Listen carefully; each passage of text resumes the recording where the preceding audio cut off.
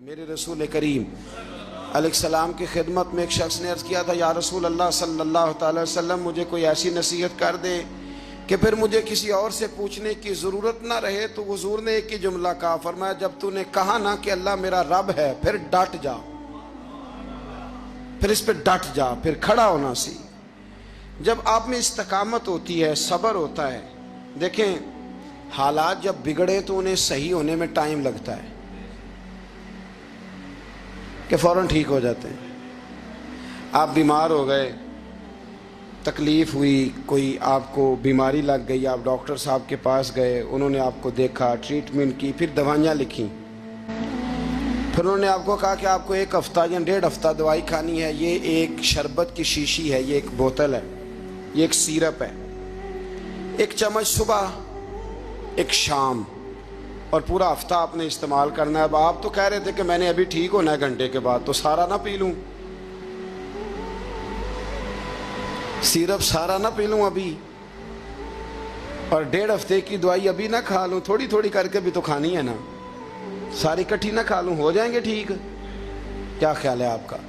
نہیں ہوں گے۔ کیوں؟ اس لیے کہ جس ترتیب سے ڈاکٹر نے آپ کو بتلایا ہے، آپ کا وجود اسی ترتیب سے اسے قبول کرے گا۔ آپ کا جو وہ مرض ہے وہ اسی ترتیب سے بہتر ہوگا جس ترتیب سے ڈاکٹر نے، طبیب نے، حکیم نے آپ کو بتلایا ہے، اسی مرتب ترتیب سے آپ نے اس کو دوا کو استعمال کرنا ہے، تو اسی ترتیب سے وہ سارے معاملات ٹھیک ہوں گے۔ اب آپ کا تو منشا تھا کہ میں نے سویرے فوراً اٹھنا ہے اور میں نے دوا کھانی ہے تو میں نے فٹافٹ ٹھیک ہو جانا ہے، تو بھئی یہ آپ کی منشا تو ہے، لیکن حکمت کا تقاضا یہ نہیں ہے۔ حکمت کا تقاضا یہ ہے کہ آپ کو 1 گولی کھانی ہے، 1 چمچ سیرپ کا پینا ہے، آپ کو مناسب پرہیز کرنا ہے، اس کے بعد جا کے آپ کی طبیعت ٹھیک ہوگی۔ لیکن اگر آپ کا یہ پروگرام بن گیا ہے کہ نہیں میں نے تو شام کو ہی ٹھیک ہونا ہے، تو یہ ممکن ہے نہیں ہے۔ اس کے لیے آپ کو ذہنی طور پر تیار ہونا چاہیے، آپ کو سمجھنا چاہیے کہ بہت ساری چیزیں ایسی ہوتی ہیں جنہیں وقت دینا پڑتا ہے، بہت سارے حالات ایسے ہوتے ہیں جنہیں ٹائم دینا پڑتا ہے، وہ اپنے وقت پر جا کے چیزیں درست ہو جاتی ہیں۔ لیکن ہم چاہتے ہیں کہ ہم ابھی کریں، سویرے کریں، شام کریں، وہ کئی دفعہ صحیح کرنے کی بجائے ماحول کو ہم خراب کر لیتے ہیں۔ انہیں وقت دیں، انہیں ٹائم دیں، انہیں موقع دیں۔ میرے رسول کریم صلی اللہ تعالیٰ علیہ وآلہ وسلم ہجرت سے چند دن پہلے نہ خانہ کعبہ کو اندر سے دیکھنے کا دل کیا میرے نبی پاک کا، کیا مجھے مکہ چھوڑ کے مدینہ طیبہ جانا ہے تو میں ذرا کعبہ معظمہ کے اندر سے زیارت کر لوں۔ عثمان بن طلحہ ایک شخص تھا جو کلید بردار تھا، جس کے پاس خانہ کعبہ کی چابی ہوتی تھی۔ حضور صلی اللہ تعالیٰ علیہ وسلم نے اس سے کہا کہ بھائی چابی ذرا دے دو، میں خانہ کعبہ کے اندر سے زیارت کرنا چاہتا ہوں۔ کہنے لگا کوئی اور ہوتا تو میں دے دیتا، آپ کو نہیں دوں گا، معاذ اللہ ثم معاذ اللہ۔ میرے رسول پاک کی بات نہ ستارے بھی مانتے ہیں، چاند بھی مانتا ہے، سورج بھی مانتا ہے۔ حضور اگر سورج کو کہنا واپس آ، حضرت علی نے نماز پڑھنی ہے تو وہ آ جاتا ہے، اور اگر حضور فرما دیں چاند کو 2 ٹکڑے ہو جا تو وہ 2 ٹکڑے ہو جاتا ہے۔ سورج بھی بات مانتا ہے، چاند بھی بات مانتا ہے۔ یہ سارے میرے رسول کریم علیہ السلام کے غلام ہیں۔ جہاں جہاں تک رب کریم کی خدائی ہے وہاں میرے حبیب کی مصطفائی ہے۔ حضور وہیں چاہتے نہ وہیں چاہتے، تو حضرت عمر اگر حکم دیں تو زمین تیل واپس کرتی ہے، تو حضور حکم دیتے تو وہ کافر اندر دھنسا لیتی زمین، سارا کام اسی وقت ہو جاتا۔ لیکن حضور نے کیا فرمایا؟ جب عثمان بن طلحہ نے کہا نا کہ آپ کو چابی نہیں ملے گی، اللہ کے رسول نے فرمایا عثمان ایک وقت آئے گا جب یہ چابی تجھ سے میں لوں گا، اور جس کو میرا دل کرے گا میں اسے دوں گا۔ ایک وقت آئے گا کہ یہ میں تجھ سے لوں گا، اور پھر جس کو میرا دل چاہے گا میں اس کو وہ چابی دوں گا۔ میرے نبی کریم رؤوف الرحیم سید عالم صلی اللہ علیہ وسلم نے وقت دیا۔ کتنا وقت لگا؟ 2 دن، 4 دن، 5 دن، 10 سال لگ گئے۔ حضور نے مکہ کو فتح کیا، حضور تشریف لائے، وہی چابی عثمان بن طلحہ کے پاس تھی۔ محبوب کریم نے بت توڑنے تھے، کعبہ کو ان سے پاک کرنا تھا، فرمایا لاؤ نا چابی کدھر ہے؟ عثمان کہتے ہیں حضور نے تو بات نہیں جتلائی، پر مجھے وہ لفظ یاد تھے کہ عثمان ایک وقت آئے گا، ایک، سمجھیے گا بات کو، ایک وقت آئے گا جب چابی میں لوں گا اور پھر جس کو میرا دل کرے گا میں اسے، پھر وقت آ گیا، پھر حضور نے چابی لے لی، پھر نبی پاک نے بت توڑے، پر قربان جاؤں مدینے والے محبوب کے طریقے پر، فدا ہو جائیں حضور علیہ السلام کے کمال درگزر پر۔ جب حضور فارغ ہوئے نا بیت اللہ کو صاف کر کے تو فرمایا کدھر ہے ابھی عثمان بن طلحہ؟ وہ آئے تو حضور فرمانے لگے یہ چابی پہلے تیری خاندانی وراثت تھی، پھر میں نے اپنے وعدے کے مطابق لے لی، اب میں تمہیں واپس کر رہا ہوں، اب یہ چابی میں تمہیں واپس کر رہا ہوں، میں یہ چابی میں تمہیں دے رہا ہوں، لہذا اب تیری نسل سے بھی قیامت تک کوئی نہیں لے گا، میں تمہیں یہ چابی دے رہا ہوں۔ تو بھائی وقت کا انتظار کریں۔ اور عثمان بن طلحہ کہتے ہیں میں نے حضور کا یہ کمال کرم دیکھا تو میں کلمہ ہی پڑھ گیا، میں مسلمان ہی ہو گیا۔ وقت کو دیکھیں، وقت کا انتظار کریں، آنے والا ٹائم دیکھیں۔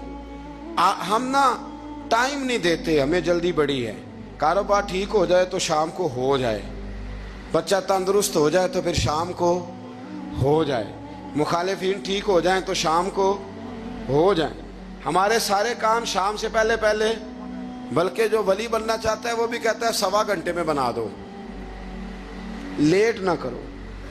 کیونکہ بہت سارے تو کہتے ہیں یہ ایک نظر کریں، میں نے کہا آپ کوئی عمل بھی کریں نا، آپ تھوڑی محنت بھی کریں نا، کہتے ہیں ایک نظر کریں۔ ہمارے درویش کہا کرتے تھے کہ آج کل مرید کہتے ہیں نہ نماز پڑھاؤ، نہ روزہ رکھاؤ، نہ وظیفہ کراؤ، نہ کوئی اور کام کراؤ، سانو ایویں ہی بخشاؤ۔ تو بھئی اللہ نے خود 5 نمازیں فرض کی ہیں، رمضان کے روزے فرض کیے ہیں، زکوٰۃ فرض۔ تو جب اللہ نے ذمہ داریاں لگائی ہیں تو پھر کون ہے جو بغیر ذمہ داریوں کے آگے جائے؟ تو اپنی زندگی میں چیزوں کو سمجھیں، غور کریں، وقت آپ کو دینا ہے، اور جب آپ وقت دیتے ہیں تو بہت سارے معاملات ٹھیک ہو جاتے ہیں۔ حضرت عمار بن یاسر بڑا شروع میں کلمہ پڑھا، ان لوگوں نے بڑی تکلیفیں اٹھائیں جنہوں نے آغاز اسلام میں کلمہ پڑھا، حالات اور طرح کے، میرے حضور کو بڑی اذیتیں دی جاتی تھیں۔ ابو لہب، عقبہ بن ابی معیط، یہ حضور کے 2 ہمسائے تھے۔ کچھ نفسیاتی تکلیفیں لوگ دیتے ہیں، ذہنی طور پر پریشان کرتے ہیں، مزاج ہوتا ہے۔ وہ دونوں کیا کرتے تھے، وہ سارا اپنے گھر کا کوڑا کرکٹ لا کے حضور کے دروازے پر پھینک جاتے۔ تو نبی کریم صلی اللہ تعالی وسلم فرماتے تھے کیا خوبصورت حق ہمسائیگی ادا کرتے ہو، کیا اچھا تم حق ہمسائیگی۔ اور دونوں طرف کے ہمسائے تکلیف دیتے، اذیت دیتے، حضور کو پریشان کرتے۔ حضرت عبداللہ ابن مبارک رحمۃ اللہ علیہ کا ہمسایہ بھی اسی طرح کرتا تھا، وہ اپنے گھر کا سارا گند کچرا اٹھا کے آپ کے گھر میں پھینک دیتا، 1 دن بھی پھینکا، 2 دن بھی پھینکا، 3 دن بھی پھینکا، 4 دن بھی پھینکا، 5 دن بھی پھینکا، مہینوں بیت گئے۔ ایک دن کہنے لگا میں روز کچرا پھینکتا ہوں، خود ہی کہنے لگا آپ کو تکلیف نہیں ہوتی؟ آپ فرمانے لگے میں نے ایک برتن رکھ دیا ہے، ایک جھاڑو رکھ دیا ہے، جب تو کچرا پھینکتا ہے تو میں اٹھا کے باہر پھینک آتا ہوں، اب تو بند نہ کرنا، اس لیے کہ مجھے عادت ہو گئی ہے، اب میں نے اپنے ٹائم میں سے نا ٹائم اس کچرے کو دینا شروع کر دیا ہے، اب تو بند نہ کرنا، اس لیے کہ مجھے اب اس بات کی عادت ہو گئی، اب میں روز اٹھاتا ہوں اور اٹھا کے ذرا باہر پھینک آتا ہوں، میں عادی ہو گیا ہوں تیری اذیت کا، اب میں تیری تکلیف کا۔ آپ میں سے بہت سارے لوگ شہروں کے رہنے والے ہیں، ہمارے دیہاتوں میں یہ ہوتا تھا کہ کسی بوڑھے بابے کو نا بچے چھیڑتے تھے، کبھی کبھی غلط کرتے تھے، ایسا کرنا نہیں چاہیے، لیکن بزرگ کو چھیڑتے تھے، تنگ کرتے تھے، کبھی وہ بچے نہ چھیڑتے تھے تو بزرگ خود کہتے تھے کہاں مر گئے آج سارے۔ اصل میں وہ پیار ہوتا تھا، وہ پیار لگ جاتا تھا، بتاتے نہیں تھے، لیکن علاقے کے بچوں کے ساتھ نا وہ غصہ ہوتا تھا، وہ چھیڑتے تھے۔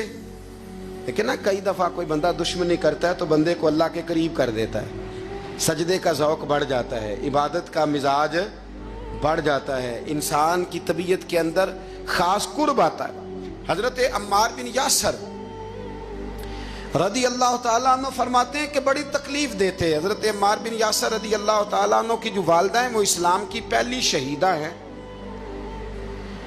حضرت سمیہ ان کا نام تھا، اسلام کی پہلی شہیدہ۔ ان کے زیر ناف ابو جال نے نیزہ مار کے انہیں شہید کر دیا۔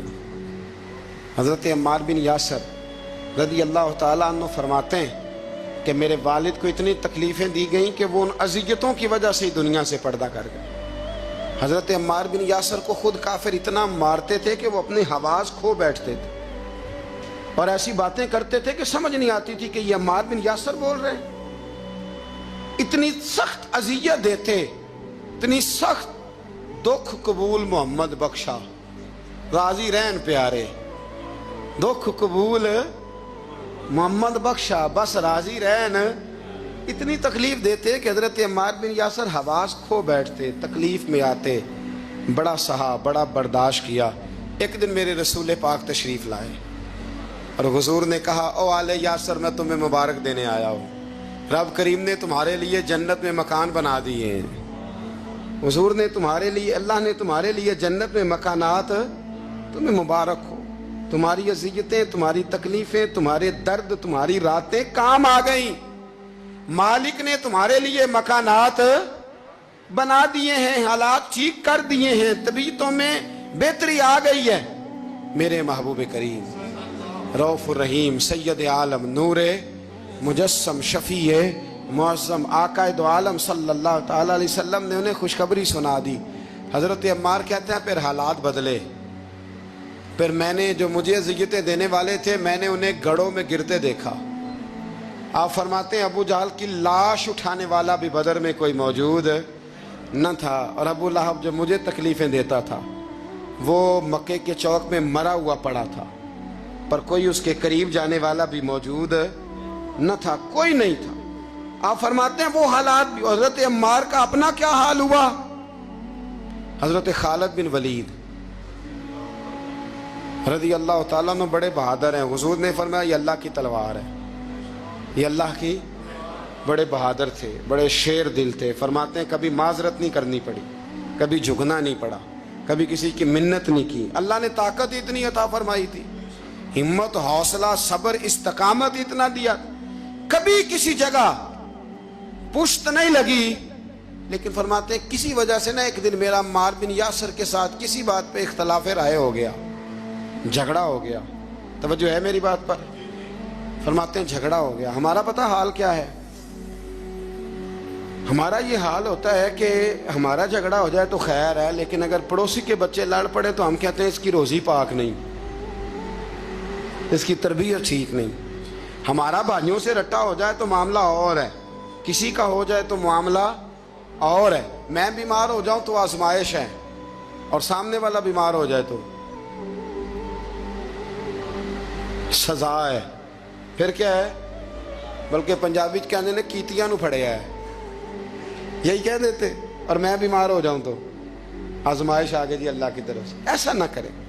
ہمارا فتویٰ اپنے حق میں اور ہوتا ہے، سامنے والے کے معاملے میں اور ہوتا ہے۔ حضرت عمار بن یاسر کی بات کر رہا تھا۔ جناب عمار بن یاسر رضی اللہ تعالی عنہ، حضرت عمار بن یاسر کہتے ہیں کہ حضرت خالد بن ولید کے ساتھ، جناب خالد بن ولید کہتے ہیں میری ان کے ساتھ نہ کسی بات میں اختلاف رائے ہو گیا، تو میں اب دلیر آدمی تھا، شیر آدمی تھا، کبھی جھکا نہیں تھا، کبھی کوئی معاملہ نہیں ہوا تھا، کبھی کوئی ایسی بات نہیں ہوئی تھی۔ آپ فرماتے ہیں جب رائے کا اختلاف ہو گیا نا، بات ذرا آگے بڑھ گئی تو نبی کریم صلی اللہ علیہ وسلم تک بات پہنچی، تو میرا یہ خیال تھا کہ حضور میری بھی سنیں گے، عمار بن یاسر کی بھی سنیں گے، پھر حضور کوئی فیصلہ کریں گے، پر قربان جاؤں وقت بدل گیا ہے نا۔ اب بہت بڑے چودھری ہیں، بڑے سردار ہیں، بڑے سپہ سالار ہیں حضرت خالد بن ولید، پر وقت بدل گیا۔ تو حضرت خالد بن ولید کہتے ہیں جب میں نے نبی کریم کی بارگاہ میں بات عرض کی، حضور تک بات پہنچی، تو میرے مصطفیٰ نے موٹی سی بات ارشاد فرمائی۔ رسول کریم فرمانے لگے بھئی بات مختصر سی ہے، جس نے عمار کو راضی کر لیا اس نے مجھے راضی کر لیا، اور جس نے اسے ناراض کیا اس نے مجھے ناراض کیا۔ فرماتے ہیں بس میری قیمت پڑ گئی، میرا قد اونچا ہو گیا۔ حضرت خالد بن ولید کہتے ہیں میں نے بھی کہا اب بات کیا کرنی ہے، اب تو گزارش ہی کرنی ہے، اب مدعا کیا سنانا ہے، اب تو بات کرنی ہے۔ فرماتے میں آگے بڑھا، اور جیسے بھی ہوا میں نے حضرت عمار بن یاسر کو راضی کیا۔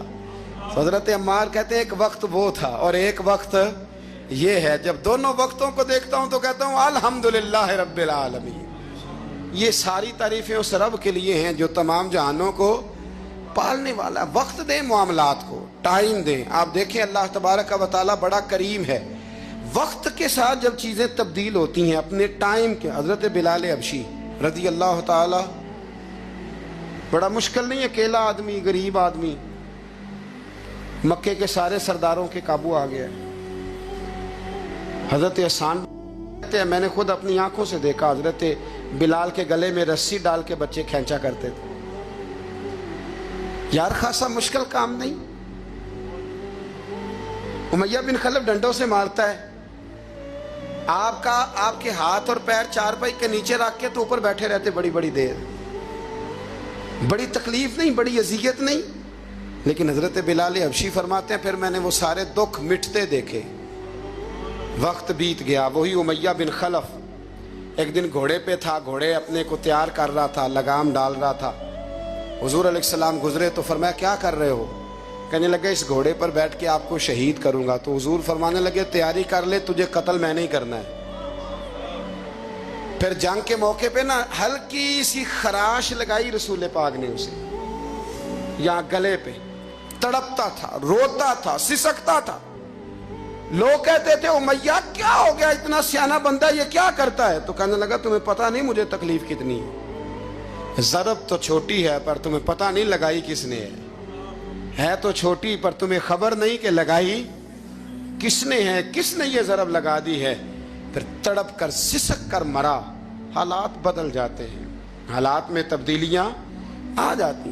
ہم وقت نہیں دینا چاہتے. ہمارے اندر جو حوصلے کی کمزوری ہوتی ہے, ہمارے اندر جو وہ ایک بہت بڑا معاملہ ہوتا ہے کہ کسی بھی طریقے سے یہ معاملہ ختم ہو, کسی بھی طریقے سے شفا ہو, جلد از جلد ہم اس بات سے نکلیں, تو یہ بات ہماری درست نہیں ہے. ہمیں وقت دینا چاہیے. حضرت سیدنا عاصم بن ثابت بن قیس بخاری میں بھی موجود ہے, اور بھی بہت ساری کتب میں یہ روایت موجود ہے. حضرت عاصم بن ثابت بن قیس رضی اللہ تعالیٰ عنہ, آپ نے نا جنگ احد میں بڑی دلیری کے ساتھ آپ لڑے تھے. 2 لوگوں کو آپ نے قتل کیا تھا, مصافے اور حارث کو.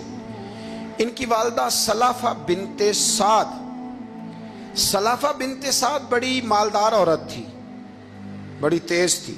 اس نے قسم کھائی تھی کہ میرے 2 بیٹے چونکہ حضرت عاصم بن ثابت نے قتل کر دیے, اس نے قسم کھائی تھی کہ میں نا معاذ اللہ انہیں قتل کراؤں گی اور ان کی گردن اترواؤں گی اور ان کی کھوپڑی میں شراب بھر کے پیوں گی.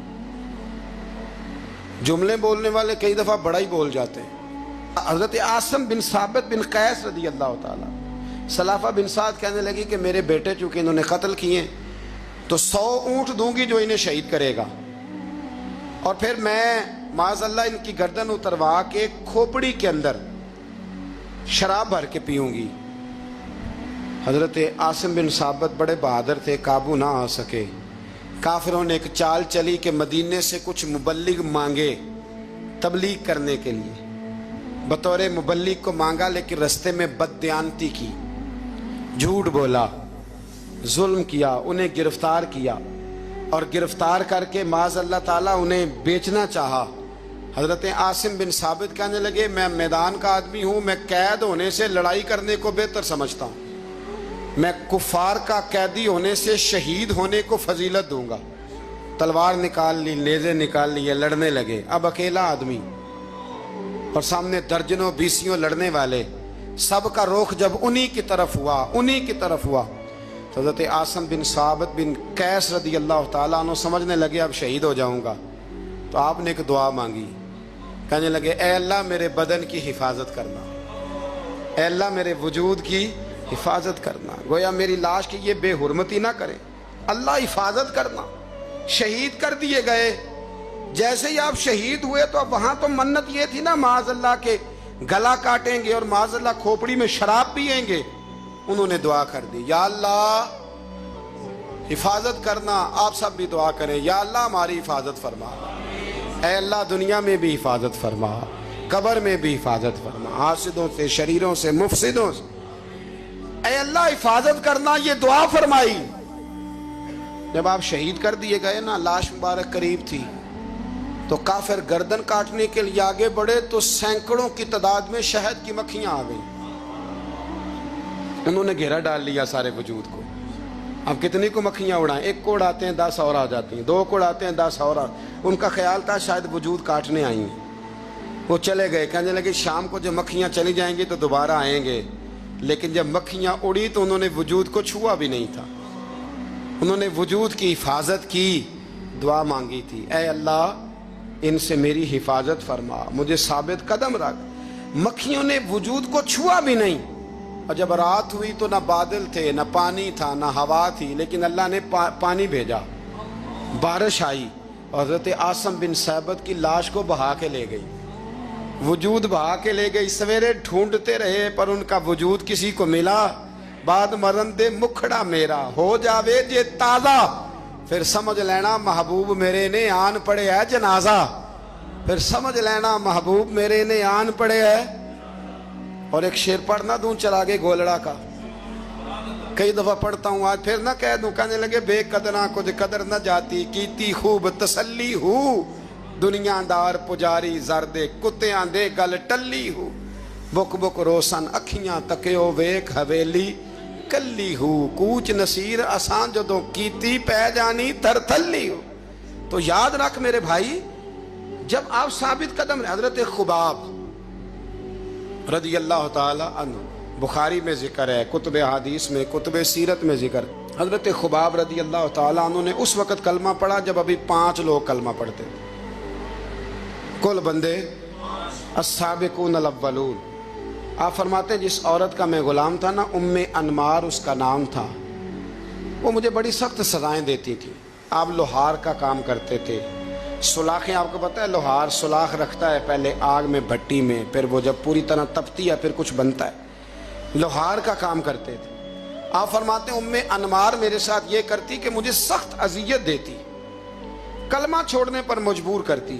ایک دفعہ تو ایسے ہوا کہ اس نے کافروں کی ڈیوٹی لگائی، میں گلی سے گزر رہا تھا، مجھے نہیں پتا تھا ان کی پہلے سے تیاری ہے، انہوں نے کوئلے جلا کے رکھے ہوئے تھے، مجھے پکڑا، میرا کرتا زبردستی اتارا، کوئلوں پہ لٹا دیا اور میرے وجود پر وزنی پتھر رکھ دیے۔ فرماتے ہیں میری چربی پگھلی تو کوئلے بجھے، یہ شہادت گاہ الفت میں قدم رکھنا۔ لوگ آسان سمجھتے ہیں مسلمان ہونا، زخم پہ زخم کھا کے جی، خون جگر کے گھونٹ پی، آہ نہ کر لبوں کو سی، یہ عشق ہے کوئی دل لگی نہیں، اس میں بڑی برداشت کرنی پڑتی ہے۔ آپ فرماتے ہیں کہ حضور علیہ السلام نہ خانہ کعبہ کی دیوار کے ساتھ ٹیک لگائے بیٹھے تھے، میں ایک دن حاضر، مجھے بڑی تکلیف دیتے تھے، کہتے ہیں جب میں کام کر رہا ہوتا تھا تو میری مالکن آتی تو وہ نکال کے نا سلاخ تو میرے سر پہ رکھ دیتی، میرا سارا وجود زخمی تھا۔ حضور خانہ کعبہ کی دیوار سے ٹیک لگائے بیٹھے تھے، میں حاضر ہوا تو محبوب کریم بھی اٹھے، تو حضور علیہ السلام سے میں نے عرض کی حضور دیکھیں مجھے کتنی تکلیف دی جاتی، تو ابھی فرمانے لگے بس اتنی، بس اتنی؟ فرمایا تم سے پہلے لوگوں کے سروں پر آرے رکھ کے 2 حصوں میں چیر دیا جاتا تھا، لوہے کی کنگھیوں سے ان کے وجود ادھیڑ دیے جاتے تھے، پر وہ سی نہیں کرتے تھے، اف نہیں کرتے تھے۔ میں خبردار بس اتنی؟ اور پھر میرے حضور نے ہاتھ اٹھائے، کہا اے اللہ خباب کی مدد فرما، اے اللہ خباب کی، اتنے لفظ ادا کی۔ حضرت خباب کہتے ہیں پھر میں نے وقت کو وقت دیا، پھر میں نے حالات کو وقت دیا، پھر میں نے اپنے محبوب کی دعا کو قبول ہوتے دیکھا۔ فرماتے ہیں وہ میری مالکن جو مجھے تکلیف دیتی تھی، اذیت دیتی تھی، پر اس کا حال یہ تھا کہ اس کے سر میں درد اٹھا، اور جس طرح کتا چیختا ہے جب اسے مارا جاتا ہے تو وہ چلاتا ہے، اس طرح وہ آوازیں نکالتی۔ پھر وہ بہت بڑے طبیب کے پاس گئی تو اسے کسی نے کہا کہ لوہے کی سلاخوں سے اپنے سر کو دگوایا کر، داغ دیا کر، اسے جلایا کر جگہ جگہ سے، تاکہ تیرے اندر کا درد ختم ہو۔ تو آپ فرماتے ہیں پھر لوگوں میں نے صبر اور استقامت کا رزلٹ دیکھا کہ وہ جو مجھے بطور سزا میرے سر پہ سلاخیں رکھتی تھی، پھر وہ بطور دوائی منگانے لگی، میں سلاخ گرم کر کے لاتا اس کے سر پہ رکھتا۔ فرماتے ہیں پھر اسے سکون ہوتا، پھر وہ تڑپتی، اور چونکہ مجھے تو وقت یاد تھا نا، کہتے ہیں لیکن میں مصطفیٰ کریم کا کلمہ پڑھتا تھا، میں نے کبھی دوبارہ پلٹ کر اسے یہ بات یاد نہ کرائی۔ آپ وقت دیں، ماحول کو ٹائم دیں، آپ دیکھیں، ہاں یہ ضرور دیکھ لیں کہ آپ کے ضمیر کے اندر کوئی ایسی بات تو نہیں، کوئی ایسا معاملہ تو نہیں کہ جہاں آپ غلط ہیں، اور اگر ایسا نہیں پھر آپ وقت دیں آنے والے اسباب کو۔ ہم نہ بڑی جلدی ہے، ہمیں دعا کرائی ہے تو آج شام تک مسئلہ ٹھیک ہونا چاہیے، دعائی کھائی ہے تو طبیعت شام تک ٹھیک ہونی چاہیے۔ اگر ہم راہ حق کے مسافر ہیں تو شام کو ہمیں قرب الہی مل چکا ہو، حضور کی بارگاہ کے ہم حضوری ہو چکے ہیں، ایسا نہیں ہے۔ آپ وقت دیں، سفر کو جاری رکھیں، تسلسل کے ساتھ سفر کریں، سفر کے لیے جتنے اسباب کی ضرورت ہے وہ سارے اکٹھے کریں، محنت پوری کریں، جد و جہد پوری کریں، ہمت پوری کریں، لیکن پھر نتیجہ اپنے رب کریم پہ چھوڑ دیں، پھر رزلٹ اپنے اللہ۔ کئی دفعہ ہماری چاہت اور ہوتی ہے اور اللہ کی حکمت اور ہو، تو اللہ کی حکمتوں پر بہت ساری چیزوں کو چھوڑے۔ یہ کامل مومن کی نشانیاں قرآن مجید سورہ انفال میں بیان۔ ہم نہ بعض ایسی چیزوں کا آہستہ آہستہ شکار ہوتے جا رہے ہیں جن میں ہمیں انتہائی زیادہ سمجھداری کی ضرورت ہے، معاملہ فہمی کی ضرورت۔ بندہ مومن کیا ہوتا ہے، اس کی علامتیں ہوتی ہیں، اس کی شانیں ہوتی ہیں۔ مومن کا ایک اپنا وقار ہوتا ہے، اس کی اپنی ایک الگ وزاداری ہوتی ہے، اس کا ایک اپنا اللہ تبارک و تعالیٰ نے سٹیٹس بنایا ہوتا ہے۔ ہمیں اپنا معیار قائم کرنا چاہیے، اور معیار وہ قلب سے قائم ہوگا، وہ روح سے قائم ہوگا، وہ باطن سے قائم ہوگا۔ بندہ مومن کا مقام سب سے پہلے اسے خود پتا ہونا چاہیے کہ میرا توکل کتنا مضبوط ہے، اسے خود پتا ہونا چاہیے۔ مجھے نہیں پتا آپ میں سے فجر کس کس نے پڑھی ہے، مجھے تو اپنا پتا ہے۔ یہ ہمیں خود پتا ہونا چاہیے کہ ہمارا معیار کیا ہے نماز کے معاملے۔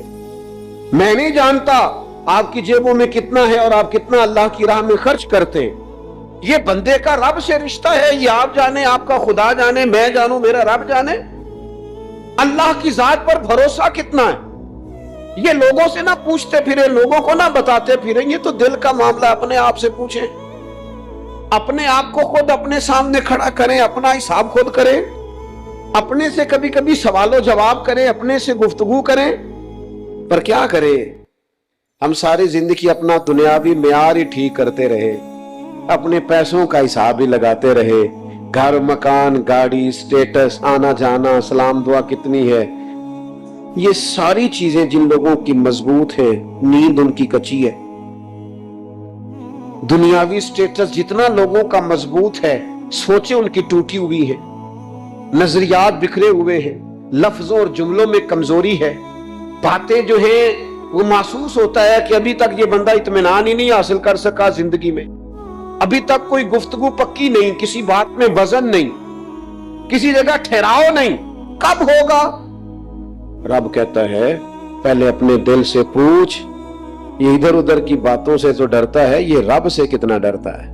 پتہ ہے نبی پاک علیہ السلام کے صحابہ کا سٹیٹس کیا تھا، معیار کیا تھا رب سے ڈرنے کا؟